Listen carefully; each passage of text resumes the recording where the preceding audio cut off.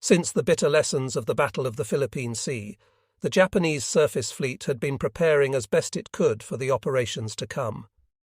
One positive change was the mounting of 25 anti-aircraft machine guns on the ships. The battleships got 12 new guns, the cruisers 80 and the destroyers 40 guns. The Japanese commanders, watching the attrition of their air forces and carrier fleet, had only too clear an idea of what was to come in the big battle they sought. It was to be called the Show Plan, show meaning victory in Japanese, and it was to be the Japanese Navy's last desperate foray to try to stop the burgeoning power of America. The Japanese fleet at this time was basically split into two sections because of the problem of securing adequate fuel for all the ships. The carrier force and several cruisers and destroyers were stationed in the inland sea under the command of Vice Admiral Jisaburo Ozawa, who ranked second in the fleet to Admiral Toyoda. The second part of the fleet, led by Vice Admiral Takeo Kurita, had gone to Linga Roads just across the strait from Singapore, where it could take advantage of a good fuel supply to conduct some training for the battle to come. The training included gunnery and torpedo firing, for the Admiral wanted to move swiftly, strike and destroy. He did not know quite when. It was estimated that the Japanese fleet would take 6 to 8 months after the June defeat at the Marianas to get back into fighting shape. But of course there was no such time available. Admiral Kurita was a good servant of the Emperor. He took life as it came, and he was a distinguished if taciturn officer.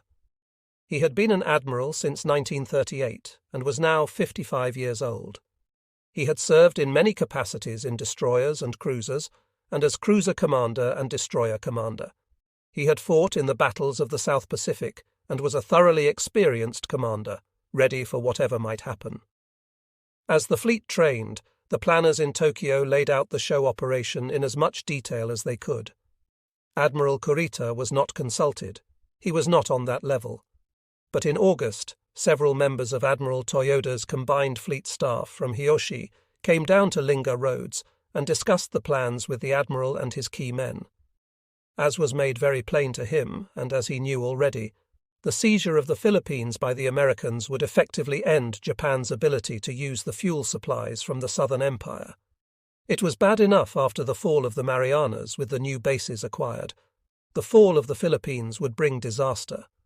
So, the emphasis of the Japanese training was to strike fast and prevent the landing of American forces in the Philippines, wherever they might happen to move. Kurita battled his black brows, and his down-turned mouth stiffened at the prospects, but no one could say that he was either unwilling or unduly pessimistic about the outcome of the battle. He believed in miracles, and said so.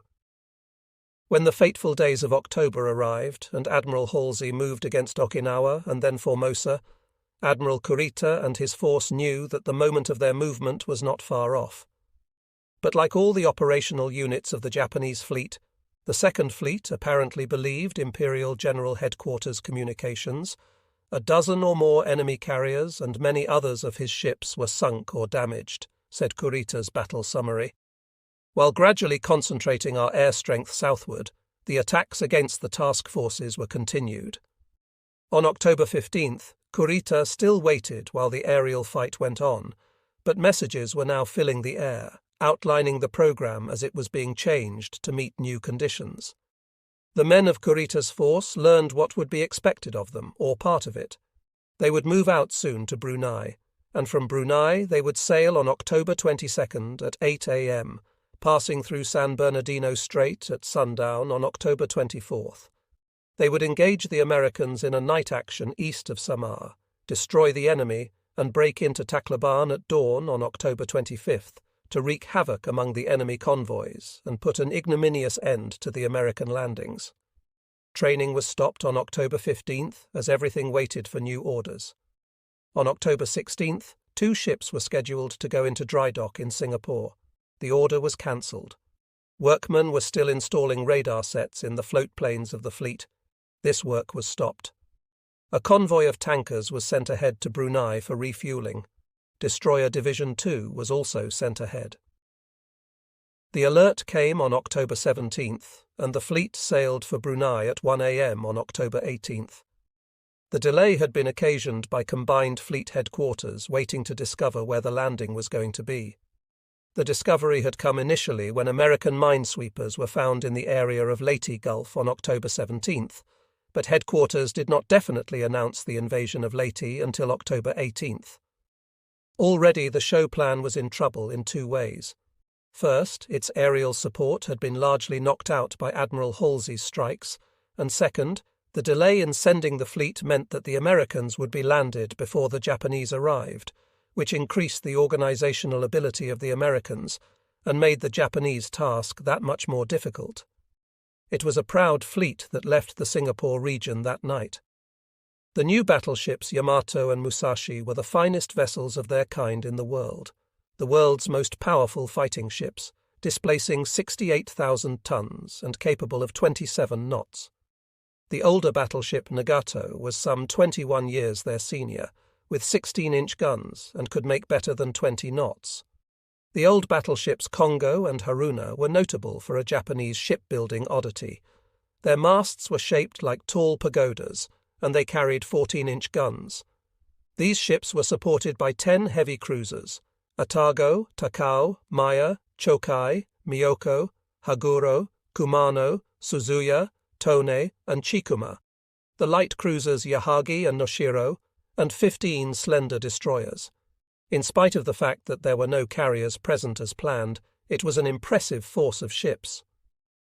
When the fleet arrived at Brunei at noon on October 20th, it waited for orders. They came in the middle of the afternoon of the next day, and they showed something of what had been happening on Formosa and in Japan. The enemy, said the orders, was directing his main force to land in the central Philippines, and the combined fleet was to direct all of its power to destroy him in conjunction with the army. So much, so good. And when it came to Admiral Kurita's orders, they were scarcely changed from his earlier understanding. He was to break through to the Tacloban area at dawn on October 25th, and after first destroying the enemy's surface forces, he would cut down his landing forces. But there were significant changes. Admiral Kurita could understand that he was to have no carriers, as had been the original plan so long ago. No one had told him the extent of the losses of planes in the fight against the Third Fleet, but it did not take much to put two and two together, knowing that the carriers had been left in the inland sea to rearm with planes and train their crews. And the northern force of Admiral Ozawa, which originally was scheduled to come on with the strength of its carriers included, had at least 4 big new carriers that could outclass many of the American ships. But now Ozawa's force had been cut back to become a decoy to lure the American carriers northward and keep them out of the battle. Most disconcerting, and more than that to many of the men under Admiral Kurita, was the fact that the timing of his part in the action had been changed. Everyone had planned and trained for a night action. Now they were told to break through the Americans in broad daylight. Most of the complaints were over the decision to stage this daylight attack. This idea was contrary to all that the officers and men had been practicing for months and to the Japanese training program for years past. Rebellious talk became so general that Admiral Kurita pressed his lips together in his stern face and called a conference of division commanders and their staffs aboard the Atago, his flagship. This is what he said. I know that many of you are strongly opposed to this assignment, but the war situation is far more critical than any of you can possibly know. Would it not be shameful to have the fleet remain intact while our nation perishes? I believe that the Imperial General Headquarters is giving us a glorious opportunity. Because I realize how very serious the war situation actually is, I am willing to accept even this ultimate assignment to storm into Leyte Gulf. You must all remember that there are such things as miracles. What man can say that there is no chance for our fleet to turn the tide of war in a decisive battle? We shall have a chance to meet our enemies. We shall engage his task forces. I hope that you will not carry your responsibilities lightly. I know that you will act faithfully and well. That speech by Admiral Kurita quieted the most dissident and brought the assembled officers to their feet in a standing ovation to their admiral's patriotism and high-mindedness. The officers of the fleet then, if not the men, knew precisely where they stood in the Japanese scheme, for this was to be the great battle, and they were to play the decisive role. Admiral Ozawa in the north was facing an even more dismal prospect, but his one hope was that by following his strange orders, he would make it possible for Admirals Kurita, Nishimura and Shima to meet and close the pincers on the Americans without the help of the American Air Force from the carriers. Under those conditions, the miracle might amount to something. When Admiral Chester W. Nimitz had taken over command of the American naval forces in the Pacific at the end of December 1941, he had known that one of his primary problems was to organize a group of fighting admirals who would use the slender resources of the fleet to best advantage in striking back at the Japanese. Very quickly he began sorting them out. A man got his chance, and if he muffed it, he was transferred out. High on Admiral Nimitz's list of fighters appeared the name of Thomas C. Kinkaid, of the class of 1908. Kinkaid was a wiry, thoughtful man who sometimes referred to his own professorial nature as though it were a fault, a man who sometimes wished he had more of the quality often called charisma, a quality he gently envied in Admiral Halsey. Early in the war, Kinkaid commanded the cruisers in Admiral Wilson Brown's Task Force 11, one of the first to attack the Japanese in the South Pacific. The war moved, the search for fighting admirals continued, and soon Kinkaid had his own task force built around the carrier Enterprise, which he had inherited from Halsey. The force fought gamely in the early battles around Guadalcanal, and the Enterprise was hit and put out of action for a time, so Kinkaid knew the good and the bad of battle. In November 1942, Kinkaid was ordered to the North Pacific to take command of the force that would oust the Japanese from the Aleutians. His success here secured for him the command of the 7th Fleet when General MacArthur's movement in the Southwest Pacific made it necessary for him to have more ships and a more integrated naval command than the operations with Nimitz's Pacific Fleet would allow. Kinkaid took on a difficult job. Because he had come with the reputation of a fighting admiral, General MacArthur expected that he would be followed by a great train of ships. Such was not the case. The Pacific Fleet had its own compelling needs, and spared only what was necessary for MacArthur's movements, lending most of the vessels for one operation, then taking them back. Actually, that technique was necessary because there were not enough transport and tankers and even fighting ships to go around. In the early days, the general was very cordial but a little testy when he learned that he was not getting the fleet for which he had been pleading for so long. Kinkaid said no, and he explained that there was no way to get at the Japanese from an Australian base. When the ships came, they would have to go to Espiritu Santo in the New Hebrides. MacArthur demurred, but Kinkaid stood firm as a naval specialist, and although he did not convince his commander, MacArthur had a complete understanding. Respect for the specialist, so he let the matter lie between them. However, he kept bringing it up in one way or another. "Well, if King won't give me a fleet," he said one day, "I'll get one from the British." Kinkaid knew that Prime Minister Churchill was very eager to have strong British representation in the Pacific because of British political interests. Had Britain possessed more naval resources in the grim days, Churchill might have pressed for a British fleet around Australia. However, the Asiatic fleet had to be kept in the Indian Ocean for the protection of India. MacArthur also felt that Kinkaid, as a fleet commander, ought to have a fleet of his own. However, Kinkaid saw the picture from the Navy's point of view and told MacArthur that if the British did send ships, he wanted them put under the Nimitz command. Eventually, British units did come to the Pacific, and for the most part they did go into the Pacific Fleet's sphere. Kinkaid had MacArthur's confidence, and when that situation obtained, there was little a commander could not do in his own area. His problems in organizing this invasion stemmed from some lack of coordination, but that could be attributed to the speed with which the Americans were moving, and particularly the rapid change of plans that had brought about the Leyte invasion in October. "The door's always open," MacArthur had said once to Kinkaid. "Come up and see me any time you want, and don't bother to telephone." Sometimes during these sessions and planning meetings, Kinkaid would have things to bring up that he knew would pain and might anger MacArthur. Here's how he approached such problems.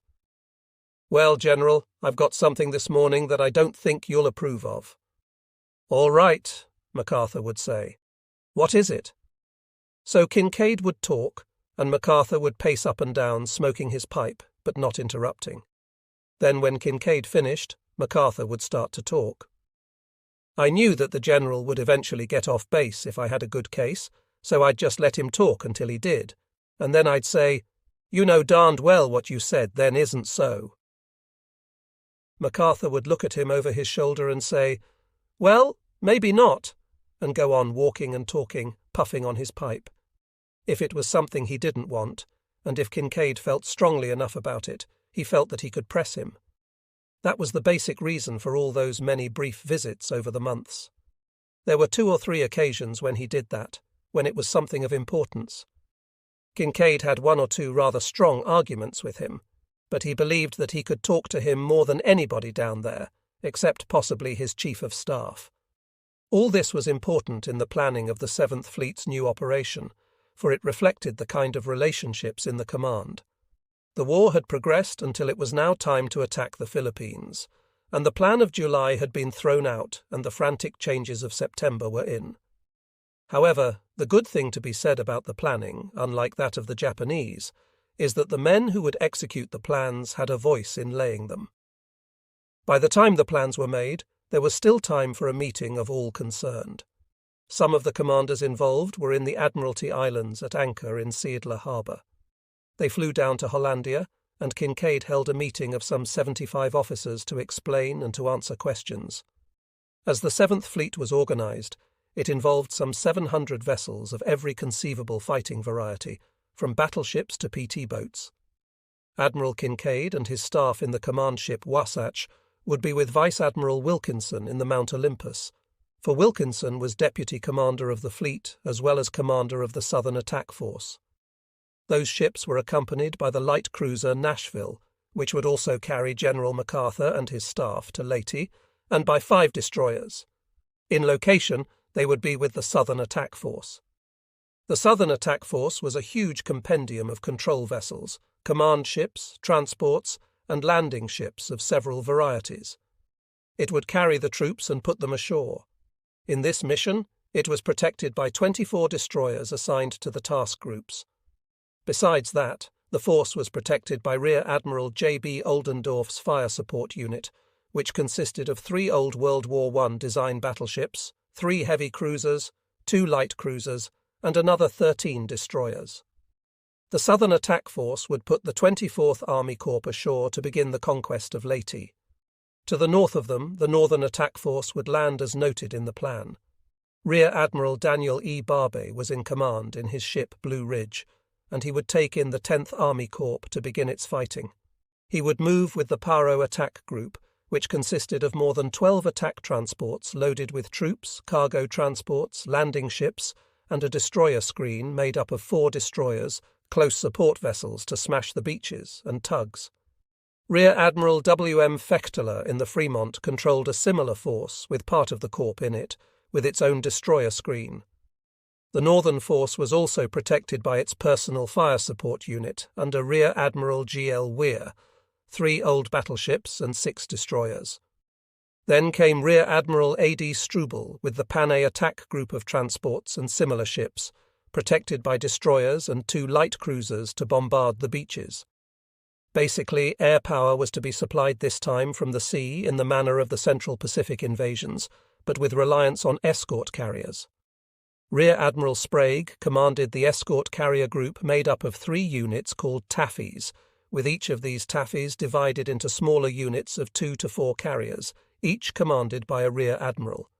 There were in all 18 escort carriers, each with 20 to 30 planes, an average of 28 planes per carrier, or more than 400 planes. This group was accompanied by 4 cruisers, 2 of them Australian and 8 destroyers. There were, of course, auxiliary forces for minesweeping and hydrography, beach demolition and service of fuel and ammunition, water and provisions.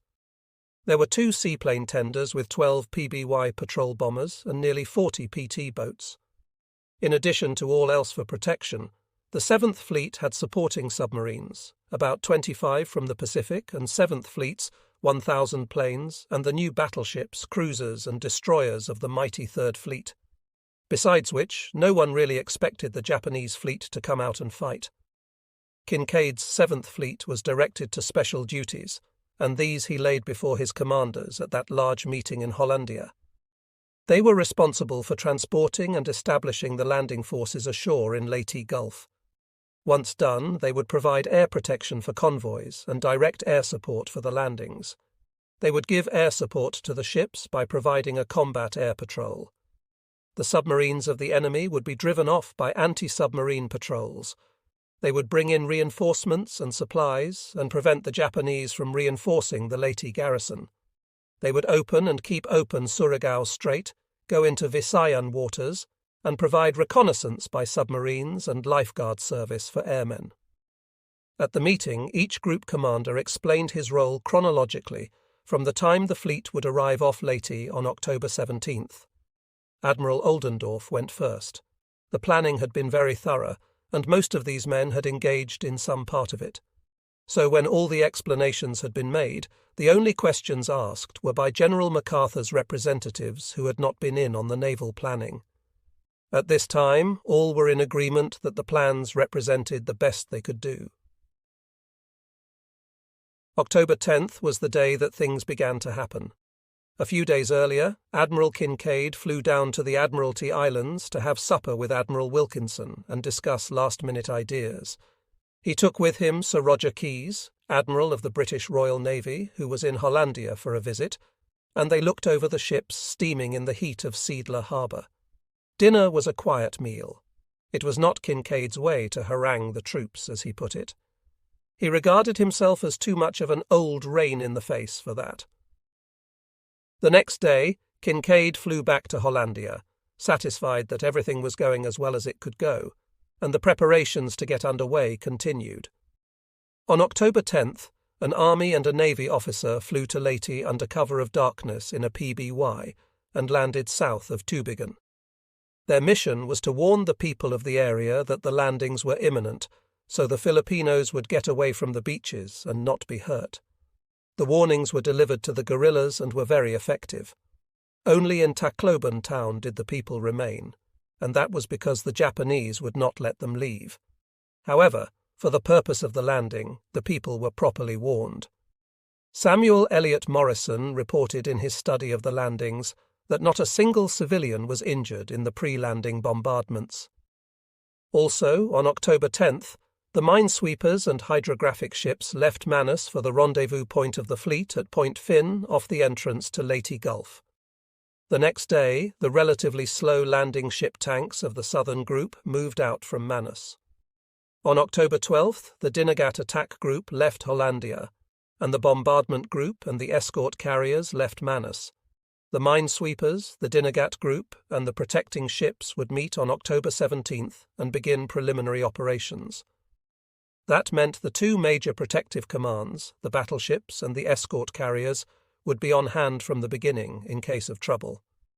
The carrier group, for example, left Seidler Harbour at 5 a.m. and 2 hours later moved into a special formation of 2 columns, 6 ships in each column, for gunnery practice of an hour and a half. At 1 p.m. the ships joined Admiral Oldendorf in the Louisville and his section of cruisers and old battleships. The movement was uneventful. On October 15th, the group reached a point about 30 miles off the Palau Islands and sighted land just after midnight. 12 hours later, a storm set in with a wind of 30 knots and rain, but by the morning of October 16th, the storm had subsided and the groups began to fuel. 3 islands, Suluan, Calicoan and Homonhon, lay north of, and Dinagat Island lay west of them. These places guarded the entrance to Leyte Gulf, and the Japanese maintained installations on them. Thus, the Americans would sweep the area for mines. Then a force of cruisers and destroyers would lay down a brief barrage on shore, and units of a ranger battalion under Lieutenant Colonel H.A. Mucci would eliminate the Japanese. It was understood, of course, that this action would alert the Japanese High Command to the coming landings. That was the brunt of Kinkaid's argument for less time-lapse. The sweeping began at 6:30 a.m., and within a matter of minutes, the word was on its way to Combined Fleet Headquarters at Hiroshi.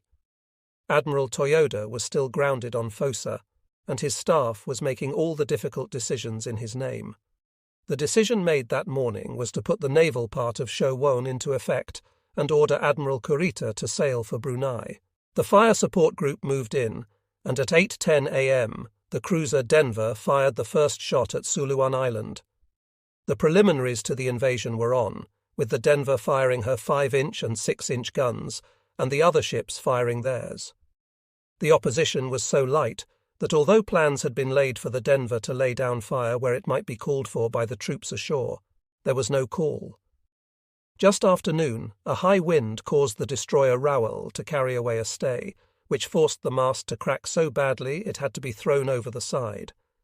That, in turn, caused the loss of radio talk between ships and radar. The radio and talk between ships were fixed by re-rigging, but her radar was out of commission for the whole battle. Carrier operations had been scheduled for this day against the Japanese airfields on the Visayan Sea Islands, such as Panay, Negros, and Cebu. But the storm was so bad that the escort carrier Fanshawe Bay, for one, suffered damage to 2 fighter planes and 3 torpedo planes on deck. When this damage was reported to Admiral Sprague, he cancelled all strikes for the day. The mission of the escort carriers, as laid down in the overall plan for the invasion, was to provide direct air support for the landings and invasion, to put up combat air patrols, and to attack Japanese airfields in the Visayas. Patrols over the area included furnishing planes for special strikes, photography and smoke laying, as well as protecting themselves against enemy planes and submarines. From the beginning, the escort carriers operated under 3 assumptions. 1. Any major enemy force approaching from the north would be intercepted and attacked by the Third Fleet's big carriers and fast battleships. 2. Enemy surface units might approach the landing area from the Sulu and Celebes Straits or through San Bernardino Strait. 3. The Japanese were likely to try Tokyo Express runs to reinforce their units in Leyte or harry the Americans in the battles of the Solomons. These express runs, made almost always at night, had proven very costly. These assumptions meant the escort carriers expected to engage in some fighting, but they did not anticipate becoming the big guns of the American fleet. That role was assigned to Holly, as per the 7th Fleet's plans for the operation. On October 18th, the weather cleared, and the carriers got down to business. Combat air patrols were established just after dawn, and half an hour later strikes were launched against Negros, Cebu, and Panay airfields. Although the weather had improved, it was not significantly better, resulting in failed strikes against Panay and Negros, but successful strikes against Cebu's fields. At 8 a.m., a fighter from the carrier Chenango was shot down over Opon Field, but the pilot managed a safe water landing in the harbour between Emton Island and Cebu. A rescue plane was dispatched, but the pilot was rescued by Filipinos and taken ashore before it arrived. The strikes continued against Tacloban, San Pablo, and other Japanese airfields on Leyte. By the end of the day, the task group had destroyed 2 Japanese planes in the air, 14 on the ground, and believed that another 8 planes had been wrecked. Additionally, they had destroyed an estimated 3 torpedo boats, 8 barges, 1 oil tanker, and several other small vessels, and damaged 3 torpedo boats, 5 barges, 5 luggers, and other small vessels. The Rangers had completed their work, and all the islands in the mouth of the Gulf were secured by noon. On the morning of October 18th, Admiral Oldendorf led a column of his ships into Leyte Gulf behind the minesweepers, who were still at work. This action was brave and unusual, but necessary to avoid delaying the landings due to the minesweepers being held up by bad weather. The task was to bombard the southern landing beaches, bring the underwater demolition teams ashore, and ensure any safety factor for the troops. That afternoon, the battleship Pennsylvania and the cruisers Minneapolis and Denver began pounding the shore. The ships bearing the underwater demolition teams moved to the east coast of Leyte. The fast destroyer transport Goldsboro carried underwater demolition team number 4, which was to land at Dagami and clear a portion of the beach. The Goldsboro approached slowly behind the minesweepers and battleships. Her captain, Lieutenant W.J. Mean, was vigilant for mines as the sweepers had exploded several the previous day. Despite the slow progress, by 2 p.m., the destroyer transports were in position. Lieutenant Mean ordered the ship to general quarters, and soon the underwater demolition team disembarked in landing craft. At 2:57 p.m., the team headed for the beach, covered by the guns of the big ships. As the landing craft approached the shore at 3:15 p.m., the Japanese opened fire with a 75 mm gun, mortars and machine guns. Mean moved the ship to about 1,500 yards from shore and began firing her guns, joining the other destroyers off the beach. It was difficult to find targets due to the great range and brush-covered land behind the beach. 20 minutes later, several landing craft were under heavy fire from the beach. A boat from Team Number 8 transferred a wounded man to the Goldsborough. 5 minutes later, Goldsborough's Number 2 boat was hit by a mortar and sank quickly. Other boats moved in to pick up swimmers and the wounded. Fortunately, the underwater demolition team members were away from the boat when the mortar hit, so no lives were lost. Meanwhile, a Japanese 75 mm gun targeted the Goldsborough. A shell landed 200 yards short, followed by another that landed 150 yards long on the port beam. A third shell struck the Number 1 stack, causing shrapnel to injure several men and damage the ship, including reducing its top speed to 20 knots. Despite this, the Goldsborough's gun crews quickly resumed action. The underwater demolition team members were back aboard, their job completed. The Goldsborough ceased fire on the beach after expending 258 rounds of ammunition. Lieutenant J.C. May of the Medical Corps and a pharmacist's mate came aboard to tend to the wounded. By 6:30 p.m., the ships moved out into the Gulf for the night. The Goldsborough's damage was not severe enough to put her out of action. To protect the minesweepers, several screening destroyers laid smoke, including the USS Ross, which, after sighting 2 Japanese planes attacking a hydrographic ship, laid a smoke screen to clear the air of Japanese planes. Ross had bombarded 2 sectors of a beach on Honan Island and defended the minesweepers from anti-aircraft, submarine and surface attacks. She encountered several Japanese planes, but no Marines or PT boats. Half an hour later, while patrolling, Ross struck a mine under her forward engine room, and 19 minutes later, another mine near the after engine room. All engineering except the after fire room was flooded, causing a 14 degrees list to port. Unable to move herself, Ross was towed by the fleet tug Chickasaw to safe anchorage south of Montoconan Island. Arriving at dawn, Ross faced additional challenges when a Japanese plane dropped bombs, injuring 2 men. Despite these setbacks, Ross was not out of the fight. The damage was less severe than anticipated, and with shifting weights, her list was reduced to 10 degrees. Kiasa took her under tow again while the crew worked on repairs. On October 19th, the battleships and cruisers of Admiral Oldendorf's force continued their bombardment of Leyte. His flagship, Louisville, fired the first shot that afternoon. Charles J. Badger, among the destroyers, delivered 3 casualties to Louisville for treatment, one of whom died the next day. Carrier planes were active again on October 19th, taking off at 6:30 a.m. over Negros, Cebu and Panay, without observing much Japanese activity. Lieutenant F. Reiser, flying an F-6F from the Sangamon, made a forced landing and was picked up by the destroyer Corps. Despite the minor incident, it was noted in the action report. Around noon, a strike was launched against Japanese fields on northern Mindoro. Twice that day, ships went to general quarters due to the approach of bogies, but there were no attacks on the carriers. The planes knocked down 1 or 2 fighters and destroyed 22 fighters and 16 bombers on the ground, with 20 more listed as probables. They also damaged a minesweeper, 3 luggers, 1 schooner, and 6 barges. Admiral Oldendorf's heavy support ships were in action again on October 19th, following the planned bombardment of southern Leyte to soften it for the coming landings. Late in the afternoon, a Japanese plane was hit and broke up about 1,000 feet in the air, some 500 yards off the starboard bow of the Louisville. The bombs came uncomfortably close to the destroyer Richard P. Lafayette. October 19th also saw the softening up of the northern beaches by Rear Admiral Weir's Northern Bombardment Group.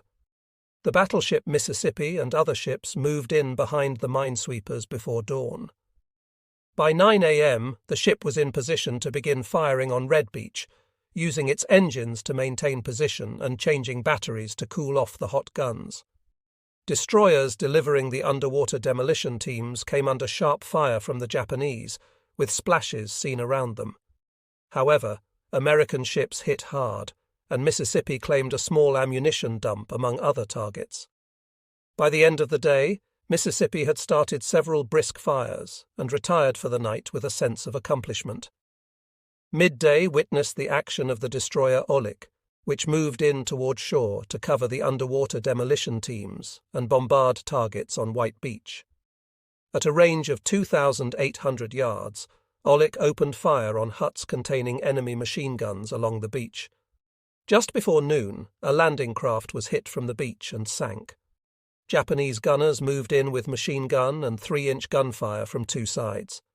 Despite splitting her fire to cover both actions, Olik suffered direct hits, killing 2 men, wounding 12, and hitting 2 guns, which had to revert to manual fire control. By the day's end, thousands of rounds of ammunition had been fired into the beaches and adjacent areas. It was determined that the beaches could be secured by the following day's forces. On October 17th, the Japanese advance post at Suluan Island sent out the message, "Long live the Emperor," in response to the Rangers landing that day. The Japanese command in Manila remained silent, with no further information received by the defenders of the Philippines, except from air observation. Vice Admiral Kimpe Taroka, commander of the 5th Base Air Force in Manila, had learned at the last that 1 battleship, 2 cruisers, and 8 destroyers were in the Gulf. He ordered an attack in spite of his difficulties at the moment. Most of his senior officers were down with fever, and he had fewer than 200 planes with which to fight the battle. Furthermore, most of his pilots, while young, eager, and patriotic, were not well enough trained to be going into battle. What happened next that day was a good indication of the problems he faced. An order was issued for an attack to be made on the enemy ships in the Gulf. 5 land attack planes and 8 carrier attack planes were ordered to take off from Clark. The attack unit took off at 3:15 p.m. and continued its flight, overcoming all difficulties, but the weather became increasingly bad. It was so bad that the American escort carriers were not operating, and just 1 step short of the goal, the planes were forced to turn back at 6:04 p.m. without sighting the enemy. Darkness overtook the planes on their return flight, and because of bad weather, the planes became separated. 1 plane made it back to Clark around 10 p.m., but the rest made forced landings elsewhere, as a result of which several planes were lost. So for the Japanese, only 1 plane out of 13 returned to base. Here was a very good indication of what the Japanese faced in all their operations in the days to come: serious aerial deficiency. Other factors were at work too. One was self-deception. That day, as the Americans opened the probe of Leyte Gulf, the Japanese Finance Ministry got ready to give away free sake by the barrelful to celebrate the results the Japanese had achieved in smashing the American fleet off Formosa. The president of the Imperial Rescript Association congratulated the Imperial Army and Navy, and Emperor of Manchukuo Henry Puyi sent a congratulatory message to Emperor Hirohito on the great results achieved by the Imperial forces in the waters east of Formosa. The Manila Tribune carried a 5-column photograph showing the sensational sinking of a large American aircraft carrier off the Philippine Islands, a photo taken by a Japanese plane that participated in the attack. On the military level, however, there was a numbness and defeatism that was new to the Japanese forces, and it grew every day. One problem was the almost complete lack of coordination on every level between the Japanese Army and the Navy. Basically, one had no idea of the plans of the other. On October 18th, the Army General Staff got an inkling of naval plans when, in line with the activation of Show 1, the Navy asked for 4 more tankers than had been agreed on for use in the operation. Army Colonel Takiro Hattori had some strong words for his diary. In this operation, in which land, surface and air power are uniting as one to conduct decisive battle, The fact that the Army General Staff knows nothing of Combined Fleet's operational movements is extremely deplorable and will be the point of greatest criticism in the study of the show operation by future historians. Further, in the event the use of the additional 4 tankers is granted as requested by Combined Fleet, the 300,000 kiloliters of fuel scheduled to be supplied to the homeland in the 3rd and 4th quarters would be cut by half, and the self-sustaining fuel policy seen as a ray of hope as a result of the recent intense efforts on the part of the War Ministry and the Army General Staff would be fundamentally upset. Thus, a mortal blow would be dealt to the overall war effort based on strategic common sense. The movement of the surface ships under present conditions, barring the possibility of a miracle, is impractical and will only serve to increase the enemy's morale. Some of the more impractical decisions made by the Japanese naval authorities involved air power and its use. From the beginning of the Formosa and Luzon raids by Admiral Halsey's Third Fleet, when Vice Admiral Ozawa returned from the disastrous defeat at the Marianas, the carrier fleet had only 120 planes left, and the summer had been spent planning and hoping to rebuild the carrier air forces. Admiral Ozawa had expected to be ready to sail with a full carrier plane complement about November 10th, but like the Japanese leaders, he did not expect the Americans to wait for him. Thus, he was faced with the problem of fragmentary and almost fairy tale planning. Certain in his own mind of the inevitability of fate, what happened next was certainly not the result of inexperience or even bad judgment on his part. There was no reason to suspect such. He was one of Japan's most experienced admirals. Admiral Ozawa was then in his 10th year as a force in Japanese naval circles. He had been a professor at the Naval Academy in 1935, then went to sea as commander of the cruiser Myoko. The next year he became captain of the battleship Haruna. The year after he was chief of staff of the Combined Fleet, and the year after that he had a cruiser squadron of his own. He was a slender, thin-faced man with a bulging forehead and close-cropped hair.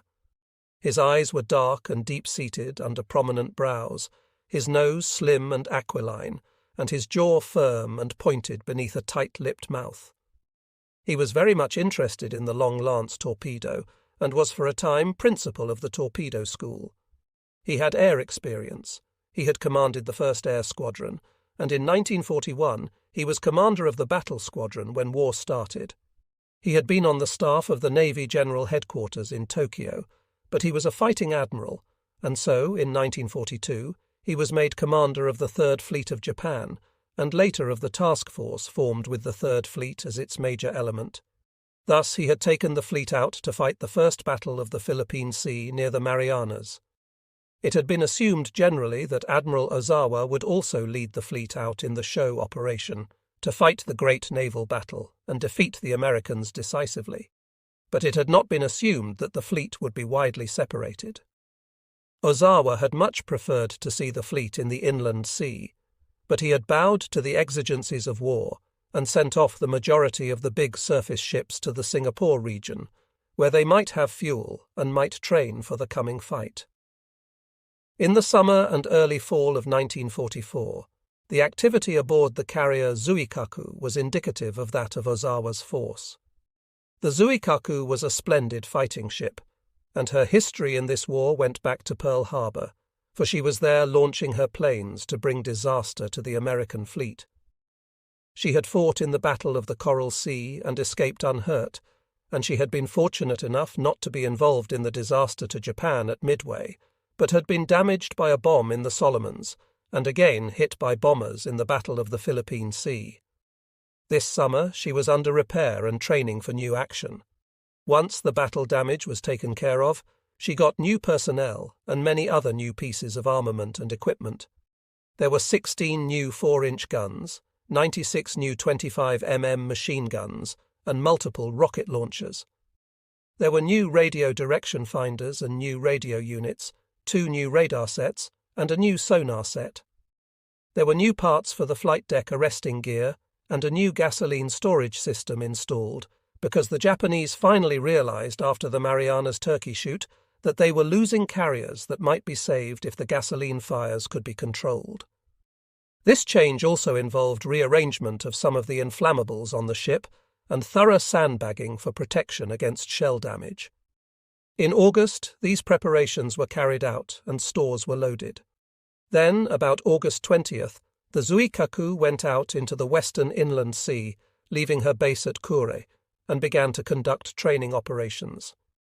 In spite of the defeat at the Marianas, the morale of the men of the Zuikaku was high that summer, and the crewmen were looking forward to the great decisive battle that would soon come.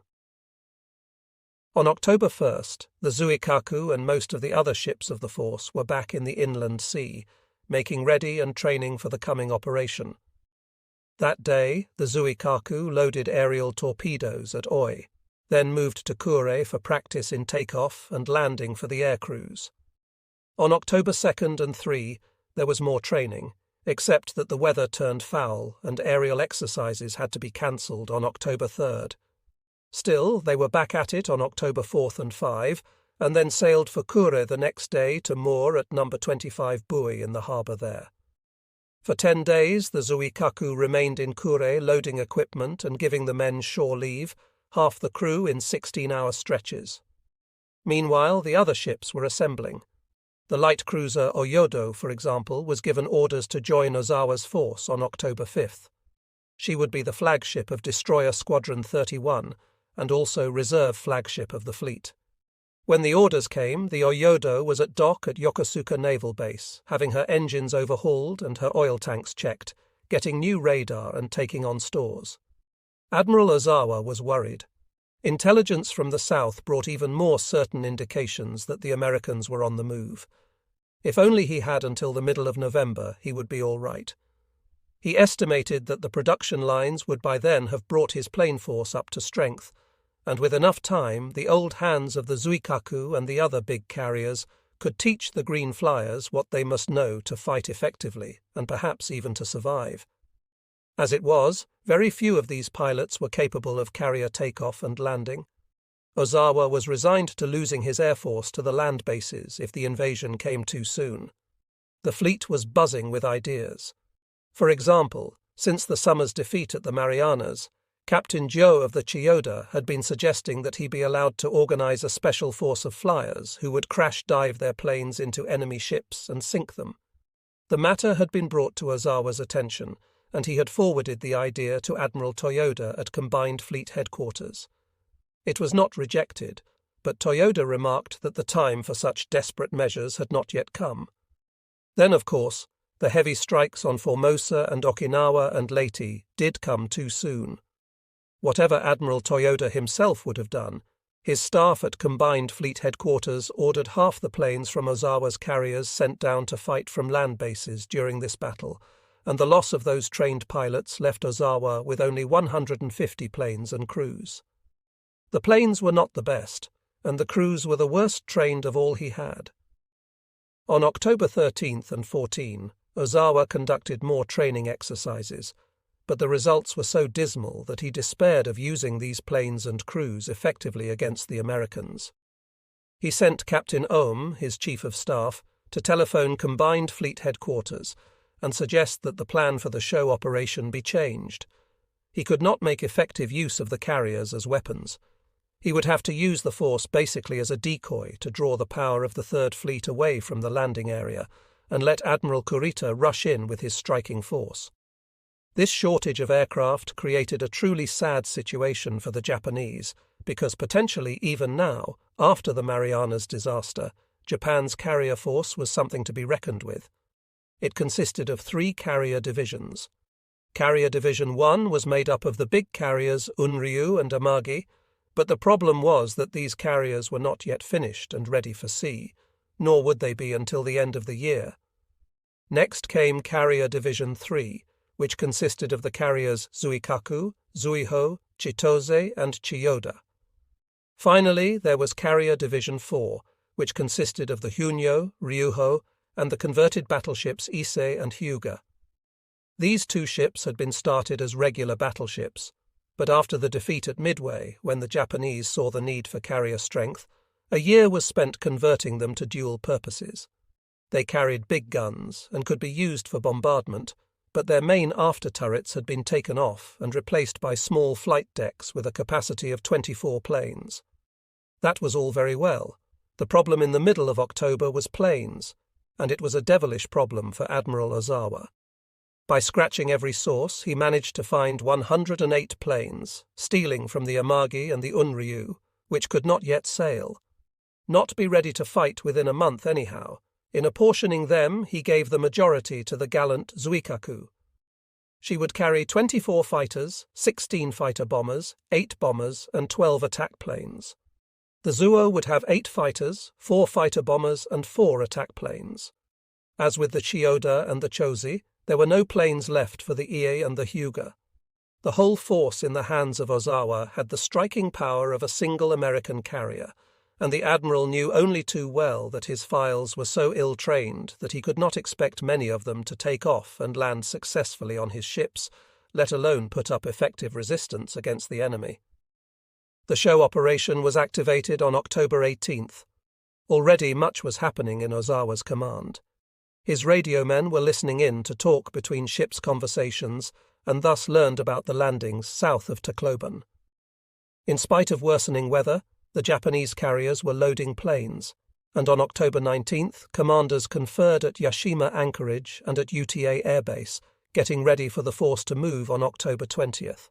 On October 19th, matters were still so confused at Combined Fleet Headquarters that it was considered possible to replace Admiral Shima's ships under Admiral Ozawa. Also, Headquarters wanted Admiral Kurita to strike the Americans in Leyte Gulf on October 23rd, but Kurita could not keep such a schedule. If X-Day had been October 23rd, then Ozawa would have sailed on October 19th. Kurita said maybe he could make it October 24th, but finally settled on dawn of October 25th as the moment of strike. Then Ozawa reported that he could not sail before the afternoon of October 20th because of the difficulty of loading even the few planes he had, and that he would have to operate more or less independently of the other forces depending on where and when he found the Third Fleet. He decided to sail at 5 p.m. on October 20th at the Yashima Anchorage. Admiral Ozawa transferred his flag and himself from the cruiser Oyodo to the carrier Zuikaku as the ships made ready to sail. Besides his carriers and hermaphrodite battleships, he would have the light cruisers Isuzu, Oyodo, and 9 destroyers, 6 escort vessels, and 2 oilers. The brave orders from the fleet called for Admiral Ozawa to lure, engage, and destroy the enemy. He could not say so to his sailors, of course, but he was under no illusions about his chances. He expected to lose all or almost all his force, but if he could make it possible for Kurita to move in and destroy the American landings, it seemed to be worth the disaster. Here is the way the Japanese put it. In cooperation with friendly forces, the mobile force main body, carrier divisions 3 and 4, destroyer squadron 31, and destroyer divisions 61 and 41, was to do its utmost to ascertain the enemy situation. It was to risk its own destruction in a spirit of self-sacrifice in order to divert and draw the enemy carrier task forces from the waters east of Luzon to the north or northwest, thereby assuring the successful penetration of the first and second striking forces to the enemy landing point. It was also to seize any favourable opportunity to attack and destroy elements of the enemy strength. To accomplish these objectives, the operational plan called for the mobile force main body to proceed south through the waters east of Nanshoto, maintaining a strict alert against air attack. In the waters east of Luzon or Formosa, it was to close with the powerful enemy task forces and make contact. It was then to strike an effective first blow at the enemy by delivering a strong daytime air attack, and at the same time, without regard for its own possible losses, make every effort to lure the enemy to the northeast. Thereafter, the main body was to operate in such a manner as to keep the enemy force just at the periphery of its air attack range, approaching him during the day and drawing away at night. By this means, the main body would continue to draw the enemy into the desired area, and at the same time, if a favourable opportunity should arise, would engage a portion of the enemy force in decisive battle. Also, in case the movement of the enemy's supply force could be ascertained, and there appeared to be a chance of executing a successful surprise attack on this force, the main body was to make such an attack. There was the plan. Poor Admiral Ozawa, with his few score of airplanes, his 3 cruisers, and handful of destroyers, to take on the whole Third Fleet. And when he had disposed of Halsey and his men, to attack the American supply forces and destroy them too. Was it any wonder that the Japanese were praying for a miracle? Of all the officers in the American Pacific Fleet, the best liked by far was Admiral William F. Halsey. He was Nimitz's favourite fighting admiral and the man for whom the sailors on the ships would fight to the death. He was also, because of his constant driving attacks, the most hated of all American commanders by the Japanese. In the air battles of October over Okinawa and Formosa, the Japanese, as noted, had claimed complete victory and the destruction of the Third Fleet. "We would certainly like to see Halsey's bulldog face," said the Japanese radio at the end of that battle, while crying loudly to his men, "Kill he who hates the Japanese the most in the United States Navy." Clearly revealed his brutality in carrying out indiscriminate raids on October 10th. He was en route home from this attack when he received the great blow on Friday the 13th. This was heaven's punishment to the Yankees, who have human faces but beastly minds with an insatiable greed for world domination. This self-delusion by the Japanese almost cost them Admiral Shima's force before the Battle of Leyte Gulf could begin, for Admiral Halsey was trying, in the establishment of his bait division of crippled cruisers, to draw the Japanese fleet into battle. It was his great wish that somehow, before this landing was completed, he would manage to erase the strength of the Japanese fleet once and for all. Shima came forth with his carriers and destroyers to strike the crippled ships, but on the afternoon of October 16th, a Japanese air search discovered 2 intact task groups, and Shima wisely turned back, ignoring the victory cries that were coming from Tokyo. He was lucky. Admiral Halsey had the Shima force under surveillance and was simply waiting. At 2:35 p.m., search planes had found the Japanese 325 miles away, but because of communication difficulties, the news had not come to Admiral Mitcher or Halsey for about an hour, and then it was too late to launch a strike. That narrowly did Shima miss disaster. Later in the evening, the night carrier Independence launched night search planes, but they did not find the Japanese, and the next day they were out of reach. Halsey now turned back to his mission of supporting the 7th Fleet landings that were soon coming in the Philippines by striking at Japanese air power in the islands.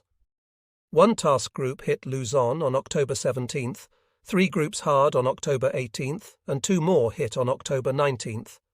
They were softening up the Japanese for the landing force. At this time, no one was really expecting much opposition from the Japanese fleet.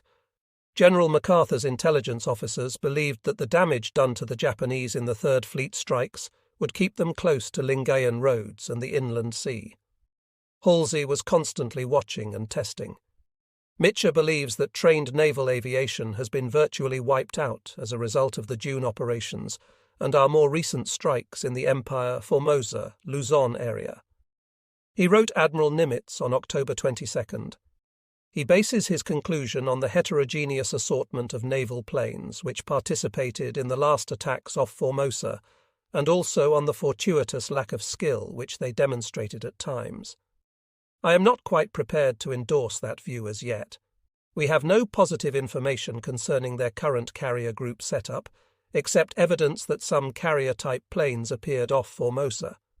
I believe that the prudent view requires withholding judgment and also requires the assumption that the enemy still has some carrier air strength up his sleeve.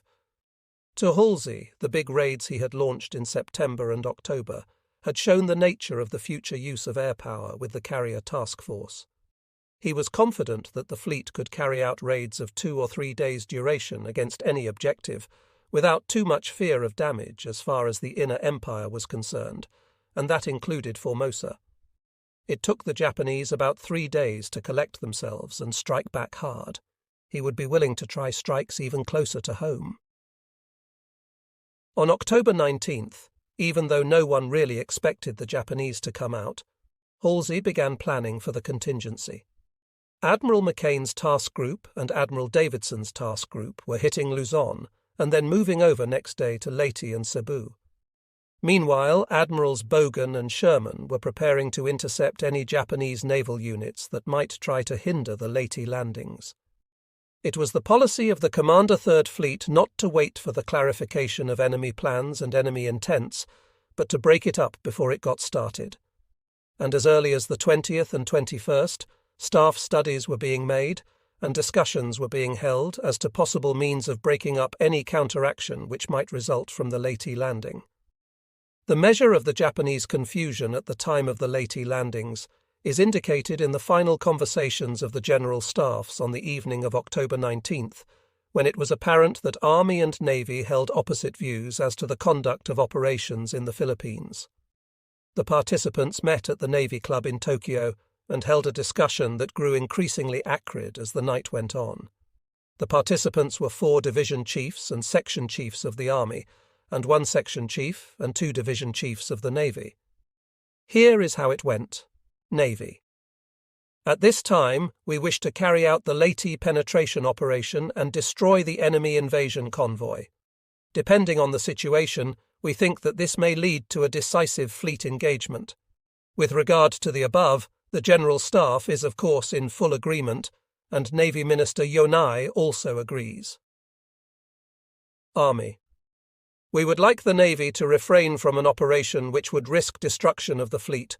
The reasons are, first, the chances of succeeding in this operation are slight, and second, in case of failure, the enemy would gain control of the South and East China Seas, creating danger of a rapid deterioration of the overall war situation. Navy, speaking emphatically. If the present opportunity is missed and we do not carry out the operation, the Japanese fleet will suffer the same fate as the Italian Navy, complete loss.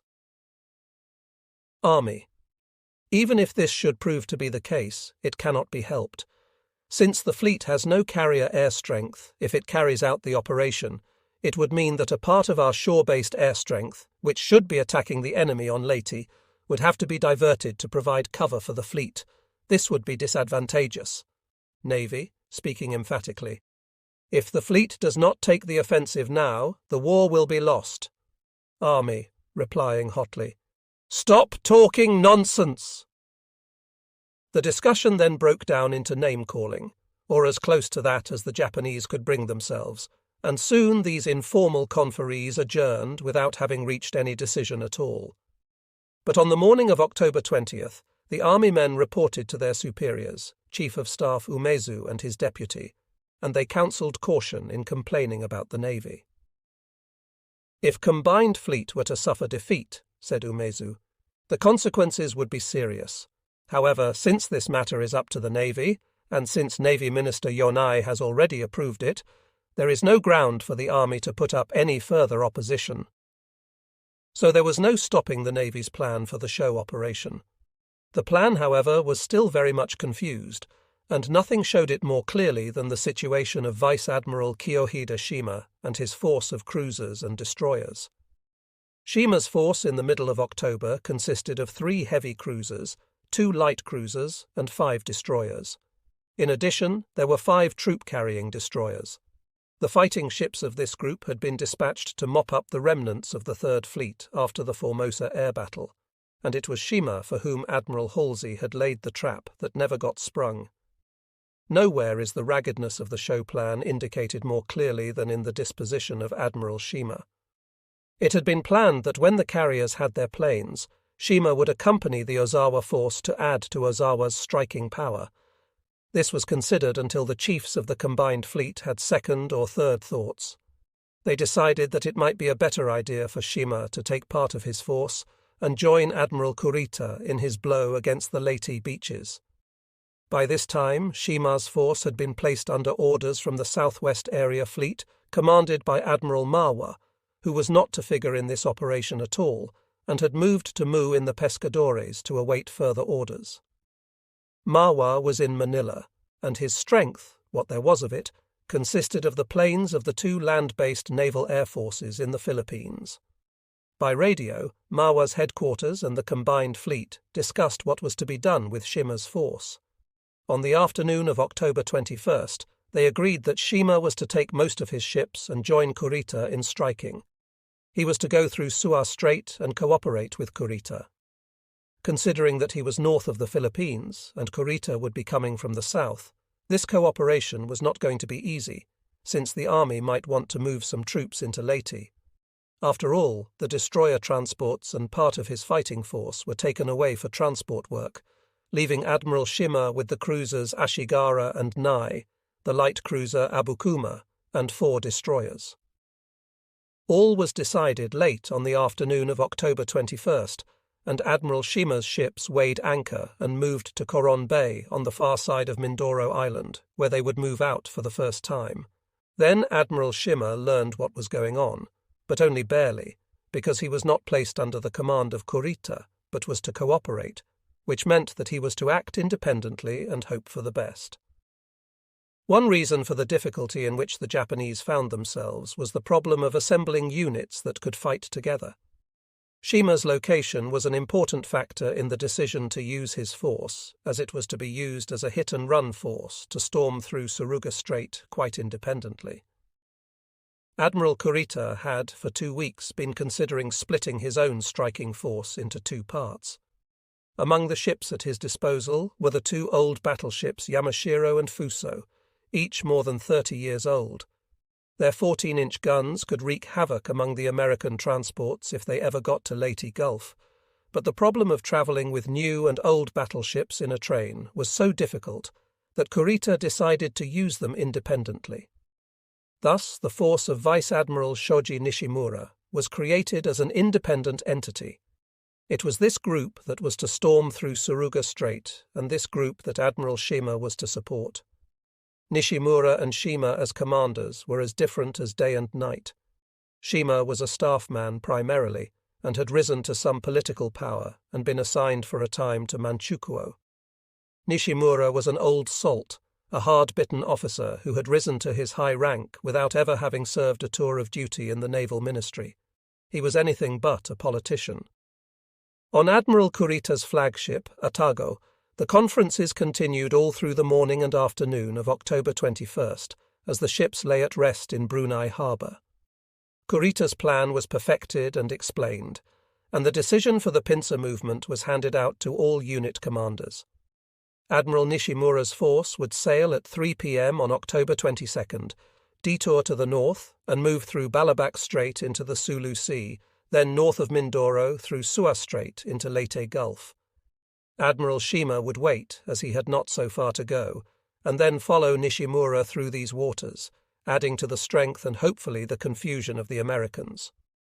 Admiral Kurita, with 5 modern battleships, 10 heavy cruisers, 2 light cruisers, and 15 destroyers, would move further north just south of Mindoro Island through the Sibuyan Sea, through San Bernardino Strait that runs between the islands of Luzon and Samar, and then cuts sharply around to the right and down, meeting Nishimura and Shima early on October 25th and wreaking havoc hopefully among the helpless American transports in the harbour.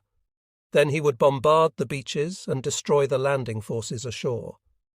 All this would be possible because Admiral Ozawa from the north was meanwhile decoying Admiral Halsey and the aircraft carriers and battleships of the Third Fleet away from the scene of action.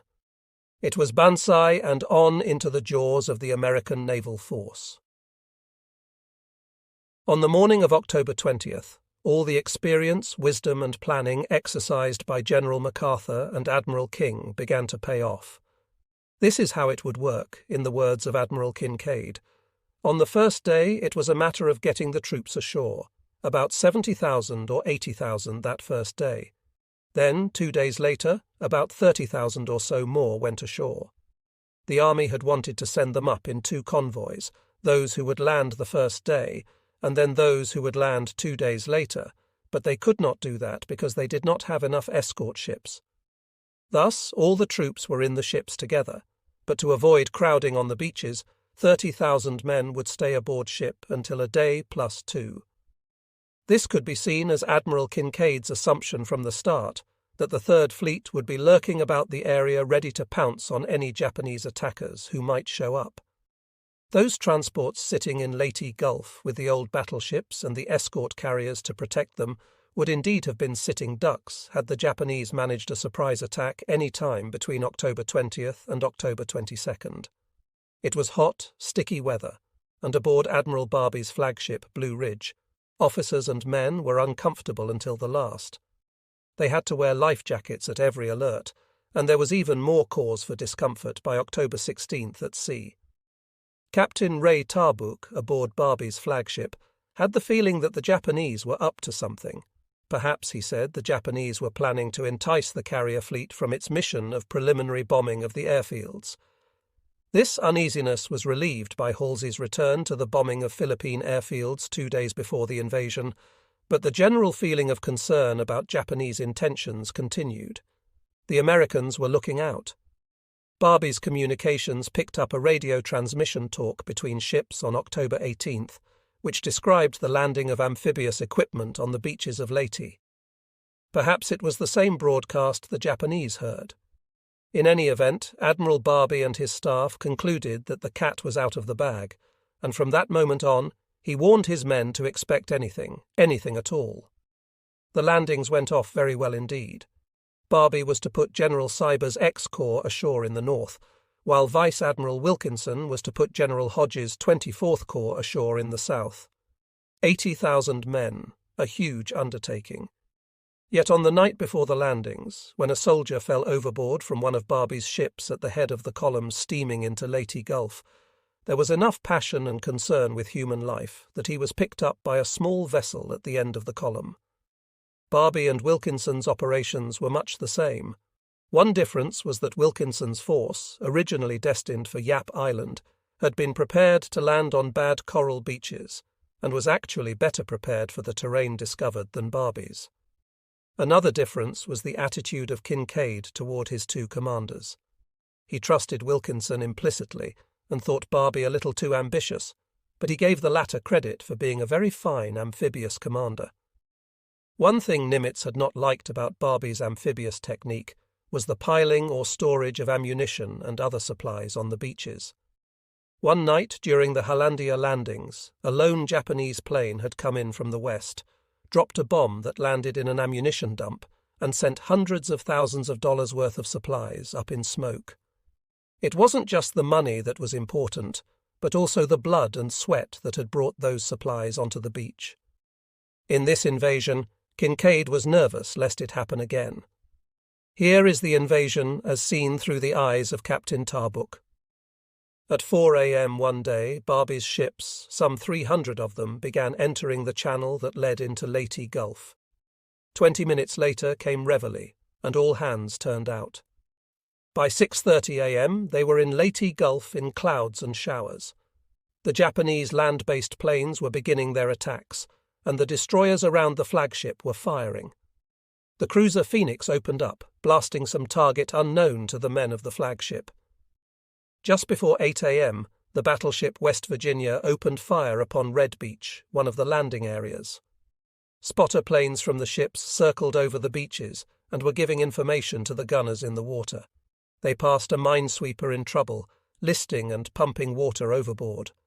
The big guns of the Mississippi and the Maryland began booming, and those who watched could see the smoke plumes rising from the land beyond the beaches. They could also see the spots of smoke the Japanese anti-aircraft guns made as they fired at the spotter planes and the popping and crackling of fire of various calibers that punctuated the booming of the big guns. The Japanese were anything but asleep. By 9 a.m., the flagship's radar was reporting two large groups of planes to the north, heading toward the invasion fleet. By then, the bombardment was so heavy it was growing monotonous. The men of the flagship could scarcely discern the sounds of individual guns. The booming was so incessant. Then the landing craft began moving into shore, from afar looking like so many little shingles pushing a bow wave, and leaving a trail of wakes like pencil marks on the ocean as they moved swiftly in. Rockets by the thousands were launched on the beaches before the troops moved in, and to Tarbuk the rumble was like that of an earthquake. Just before 10 a.m. that morning, the men moved into shore. Within 10 minutes they had penetrated to 100 yards from the beach, but the Japanese were fighting back strongly with small arms and mortars. On White Beach, 2 landing craft were badly hit and 1 was sunk. 3 landing ship tanks came under fire from a 75 mm gun on Red Beach, and the Americans began to take casualties. As the troops moved inland, the Japanese resistance grew stronger, and the unit commanders began to call for fire from the ships on specific points. Japanese planes came over, not in great strength. There was no great strength in the islands at this time. But at about 10 a.m., Captain Tarbuk saw 1 Japanese plane shot down. Now there was a problem. The landing ship tanks were taking a beating because Red Beach was too flat and they could not approach near enough to shore to discharge their vehicles. They came in close, and soon 3 of them were blazing from accurate Japanese fire. Admiral Barbie had been unable to load pontoon units, which would have bridged the shallows, and had to be sent south to Admiral Wilkinson, whose Yap force had just what was needed. Because of this difficulty, many landing ship tanks were diverted to Tacloban airstrip. This area became a supply dump, just what Kinkaid had worried about. In a few days, the beaches would be filled with ammunition and food piled high, and the army commanders would be camped a few yards from those beaches. Just 2 cruisers loose in that gulf could have cleaned up an awful lot, Kinkaid said later. If they had destroyed the supplies on those beaches almost any time after A-Day and had killed some of the commanders, Kinkaid believed it might have delayed the Philippines' operations indefinitely, which of course was precisely the Japanese objective.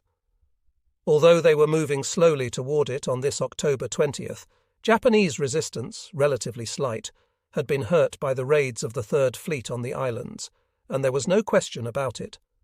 The low level of aerial activity is intriguing.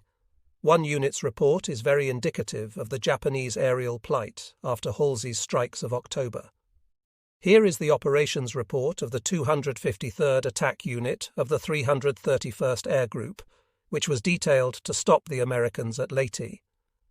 In accordance with orders, 10 Zeke attack planes took off from Nichols No. 1 at 1:20 p.m., and another 10 Zekes took off at 2 p.m. for attack on enemy ships in Leyte Gulf. Sighted enemy at 4 p.m. 8 battleships, 20 cruisers, 30 destroyers, 30 transports, and immediately went in for attack. Torpedoes released from altitude of 10 meters. 1 large transport definitely sunk. Attack completed at 4:20 p.m. 1 plane landed at Siawi Base at 5:55 p.m. 2nd plane failed to return. There was a successful attack at about that time. A Japanese plane torpedoed the cruiser Honolulu, and another attacked the Louisville unsuccessfully, a pair of bombs falling in the water alongside. On October 18th, the Honolulu had had a busy day. She was Rear Admiral W.L. Ainsworth's flagship, and he was in charge of the 2nd section of Admiral Oldendorf's bombardment group. In the afternoon, she passed safely through the Japanese minefield in the Gulf, her group picking up 2 mines on their paravane and destroying them safely. There were a few problems. The Tennessee, for example, caught a mine in her sweep gear that had to be destroyed by the pre-block. On the next morning, the Honolulu had fired 313 gun salvos to cover the pre-landing operations and then moved into fire on gun emplacements and trenches under the eye of her spotter planes. All day long she had been in action against the beaches, particularly around the town of Dagami. Her planes reported hits on pillboxes and trucks on the roads and on buildings near the beaches. On the morning of October 20th, she was again involved in fire support. Early in the morning, she fired on 3 different Japanese planes, not hitting any of them. In addition to her offensive duty, she ate her firing until noon, then began shooting only on call. At 3:59 p.m., the lookouts sighted a single low-flying plane coming in on the ship from the north. Captain H.R. Thurber saw the plane. "All engines back," he shouted. "Emergency." The engine room responded, and the noise of the propellers began to change. The plane bore in. When it was 1,500 yards from the Honolulu, on about a 10 degrees angle, it launched a torpedo. The port 20 mm guns and the 40 mm guns began to hammer, and some of the gunners thought they had hit the plane, but it disappeared low over Leyte Gulf into the clouds to the north. At 4:02 p.m., there was a thud and a crash. The torpedo had come home on the port side, well below the waterline. The ship was moving astern, and the transports to the east were firing on the Japanese plane. The captain and his crew swung into action with determination. Some men were trapped below, and the damage control parties and rescue parties ran to free them. The interior ship's communication system had been knocked out, and Captain Thurber had to send a messenger to the engine room to stop all engines.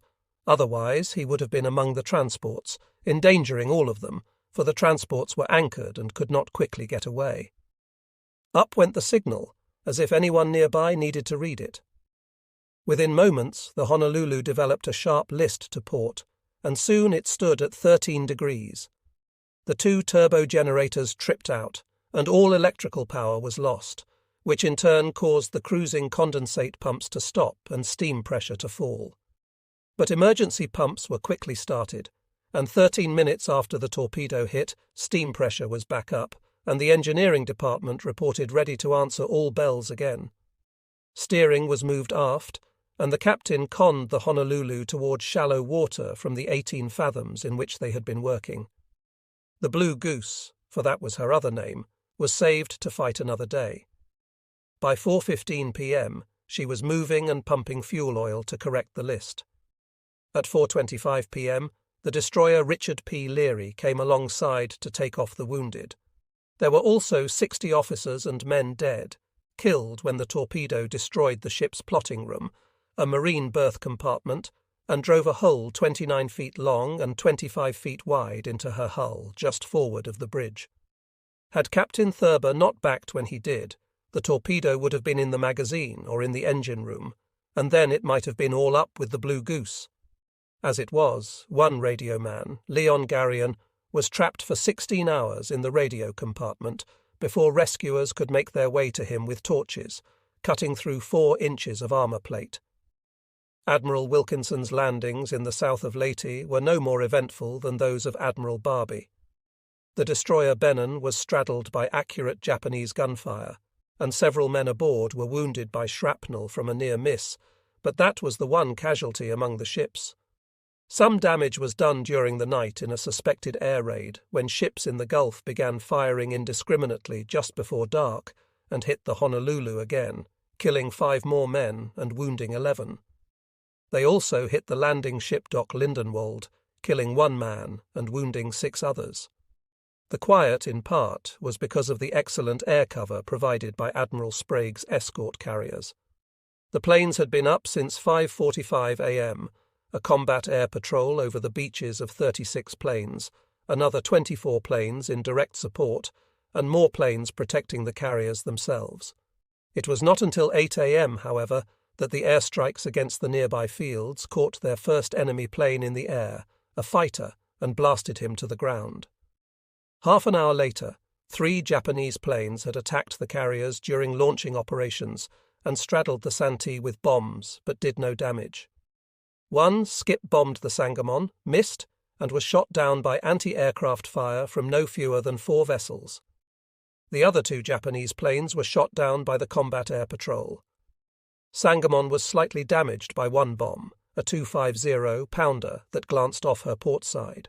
For a few moments she lost steering control. Apparently the bomb had not exploded fully, and to that fact was attributed the minor nature of the damage. The Japanese pilots were not doing badly.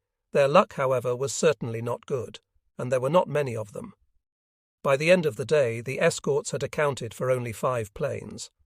From the Japanese point of view, this day marked a very definite change in aerial operations. The kamikaze were coming. The kamikaze concept was certainly not new in the fall of 1944. As already noted, certain Japanese officers had suggested the use of suicide planes as early as the summer, when the Battle of the Philippine Sea was going badly for Japan. The idea of self-sacrifice in the national interest, a mission with no return, was an ancient Japanese concept dating back to the beginnings of the samurai. Kamikaze referred to the divine wind, a typhoon-like blow that in the year 1570 destroyed a Mongol emperor's fleet as it approached Japanese waters with the very definite intent of conquering the islands. Undoubtedly, some Japanese pilots had dived into American ships in the past when they saw no hope of destroying the target otherwise. But the kamikaze was a different matter entirely. Always before this time, the pilots had gone off with the intent at least to return. What was to happen now was to organize a corps of men who would use their planes as weapons and dive directly into American ships. The originator of the program was Vice Admiral Takajiro Onishi, who came to the Philippines on October 17th to take over command of the First Air Fleet from Admiral Kimpei Taroka. For 2 days, Admiral Onishi moved around the area, and he discovered the naked and frightening truth. At the time of the American invasion of the Philippines, the Japanese air forces had fewer than 100 planes to put into the air. He was digesting this information on October 18th, when the Showan operation was activated in Tokyo, which meant he was supposed to mount every bit of strength he had against the enemy. Thus crushing the enemy's invasion plan, as Admiral Taroka put it. Onishi and Taroka were completely aware of the general Japanese naval striking plan. As of October 18th, they knew as much about it as anyone else did. They agreed that the Navy would be counting on their land-based air power for cover. Just so long as the power of the enemy task force remains immense, or in other words, the enemy holds control of the air, it would be most dangerous for our surface ships to go rushing in, Taroka wrote. So everything possible had to be done to destroy those carriers by October 25th, when Shima, Nishimura and Kurita were to close the pincers around the American forces in Leyte Gulf. It was apparent that ordinary methods would not suffice with little time and few planes. Here, from the Teraoka diary, is the justification for the kamikazes. Conventional methods of warfare are no longer adequate. Since death is the inevitable fate of the young eagles, Japanese pilots should be allowed to die in the most worthwhile way. We must steel our hearts. In order to win the war, it is necessary that the names of those who volunteer for this death mission be reported beforehand to the Imperial General Headquarters, in order that they may prepare themselves with dignity and maintain a cool head. Taroka and Onishi discussed the idea of appealing directly to the patriotism of the young flyers, but decided this would be so distinctly unmilitary an approach that it might have a bad effect. No, it would be better to work through their immediate superiors. In view of the consequences, if the fighter pilots can first be organized, other units will automatically follow suit. If the air forces carry this out, they will in turn inspire the surface forces. If the entire Navy is inspired with this spirit, the Army too will no doubt follow in line. Thus, perhaps one might say cynically, the leaders entrusted with the defense of the Philippines assayed their countrymen and decided on the best method by which they could secure the utmost resistance from them. It was finally concluded that in order to save the country, there was no other method than the crash dive tactic. Further, it was agreed that Admiral Onishi, the incoming commander, should assume complete responsibility for the formation of the Special Attack Corps. On October 19th, Admiral Onishi called his staff of the First Air Fleet together at Manila, along with officers of the 761st Air Group at Clark Field and of the 2000 First Air Group at Mabalacat. The admirals waited, but only the men from headquarters and the 761st Group appeared. They arrived in the afternoon and began talking. Admiral Onishi laid out the plan without delay, but he worried about the men from Mabalacat. He had decided to go to Clark Field for the night. When the officers from the 2001 appeared at 5 p.m., they missed him, headed back by plane, and in a forced landing, Commander Yamamoto broke his leg. Such accidents these days were not as uncommon as they should be. The shortage of parts and the constant bombing by the Americans made plane maintenance a very iffy thing for the Japanese. Onishi made his way to Mabalacat and spoke to the senior staff members. "In my opinion," he said, "there is only one way of assuring that our meagre strength will be effective to a maximum degree. That is to organize suicide attack units composed of 0 fighters armed with 250 kilograms bombs, with each plane to crash dive into an enemy carrier." He assembled the young men of the unit and spoke in a different vein. "Ministers and admirals can no longer save our country," he said. Her salvation can only be accomplished by the sinking of the American carriers by you, young men." Commander Asichi Tamai, the executive officer, spoke for the young men. "We will exert ourselves to the utmost. It is our request that you entrust the entire responsibility to the group itself." Then the officers of the 1st Air Fleet began recruiting for the death missions. It was not hard. Nearly every flyer wanted to go. When organized, the force consisted of 24 men divided into 4 units, known as the Shimu Attack Corps or the Shimpo Special Attack Corps, a name they took from a Japanese poem, Shikishima no Yamato Goro wo as Yakana, which means, if one were to ask what is the Yamato spirit of Japan, the reply would be, "It is like the fragrant wild cherry abloom in the morning sun." These young men represented the Yamato spirit, the highest form of Japanese patriotism. They regarded themselves as brilliant blossoms of cherished flowers that would bud and dazzle the eye for a moment, then fall, withered, to the ground. Admiral Onishi wisely let the young men find their own way to justify what he was asking them to do. At 10 a.m. on October 20th, he summoned all those who had volunteered and made another little speech indicating his adherence to the one big battle tradition. "The fate of our nation rests on this one battle. The divine wind of victory in this great decisive battle of the Pacific can only be evoked by your becoming human missiles for the glory of the imperial throne. For the sake of your country, this commander is requesting that you offer your lives to him. I believe that your one regret is that you will be unable to know the result of your sacrificial mission against the enemy fleet. But this will be done by having the wingmen of the close cover unit verify their assault without fail and report it to me. Then I will, without fail, report it to your departed spirit and to the throne. Therefore I ask that you resolutely carry out your mission without any regrets." That was the end of the speeches. Vice Admiral Onishi shook each young man by the hand, and having established a tradition, he went back to his headquarters in Manila to await results. As Admiral Teroka left the scene, Admiral Onishi expressed himself as completely satisfied. It would be successful, he said.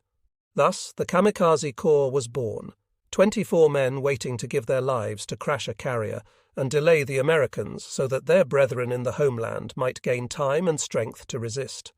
Miracles were needed, and these brave young men were willing to supply them if they could.